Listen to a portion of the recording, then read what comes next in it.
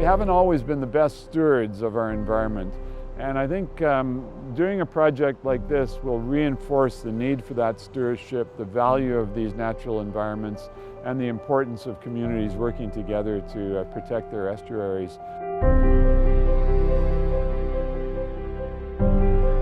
I'm from the Kwakwaka'wakw, Nuchanos, and Comox. And in Comox, we're from the Aitsin, which means people from the sun. And Wedlet is my traditional name.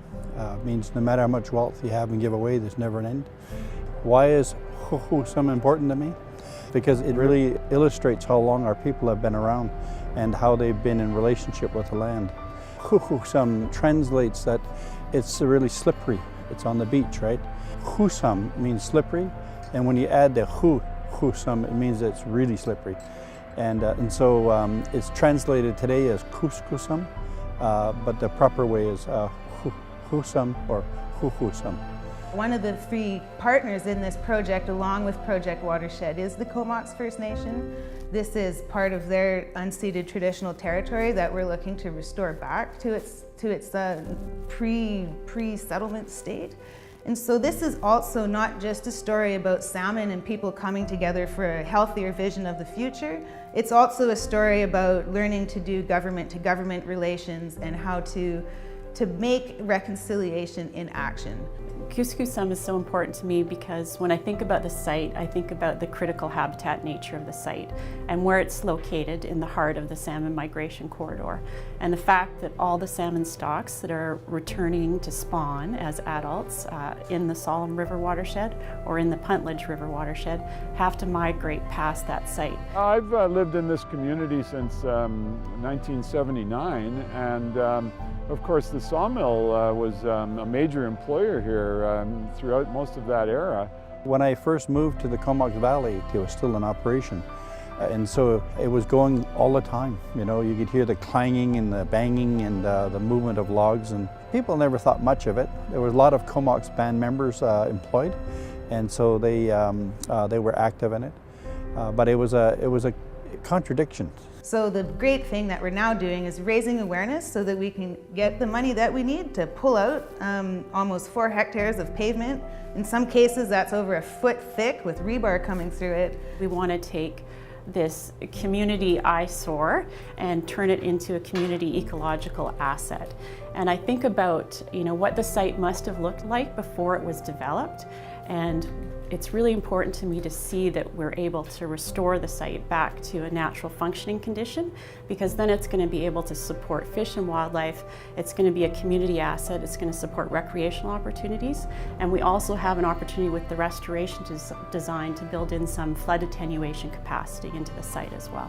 So once the wall is taken down and the landscape is restored, there'll be a natural movement of water from the river when it overflows onto that part of the floodplain. What happens is that the river flow changes. It comes down quite heavily from the Puntledge and Sloan River into the Courtenay River and then pushes against this iron corrugated back wall to then come directly across the river to start erosion on the high bank side of the river. Looking forward at climate change and sea level rise, this is really a very important area to make these sorts of changes to let nature look after us and look after itself. You can see what the damage that's being done with the corrugated iron backing that's vertical to the water, because in salmon running time the seals will herd the salmon against the backwater, and it's not a fair fight. They can certainly eat a lot of salmon very quickly and get very fat and sleek. Okay, so there's a real possibility that if we're not successful in this venture, we'll permanently lose this property to development, and it is critically located in the heart of the salmon migration corridor. So we're not going to be doing those stocks any service by not capitalizing on this opportunity. Removing all of that is the #1 thing we can do to try and turn around the health of our Comox estuary and bring back salmon. The Courtenay River opens up into the Comox estuary, and that Comox estuary is part of Bain Sound, and that's the body of water that kind of sits at the end of our whole Comox Valley watershed.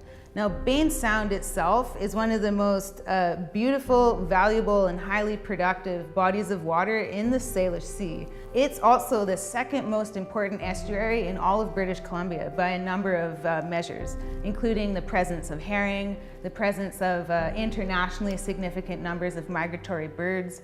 And so Bain Sound and the Comox estuary are incredible jewels to our community. Estuary is a word that comes from estrogen, and estrogen means fertility.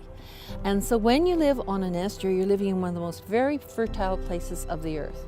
Everybody's seen those maps of the earth at night with lit up by electric lights, right? Spots of illumination, and you see how they're clustered. Well, an estuary is like that in that there are nodes of life on the planet. In other words, the variety of life and the biodiversity is greater in some areas, and the greatest is along estuaries. If I can look back in 15 years and see a beautiful riverside forest and know that I helped play a role in making that possible, I think that's a gift, and I would like other people to share in that feeling. So I think that's why we should all get behind Kus-kus-sum and support Project Watershed to make this a reality for the Comox Valley.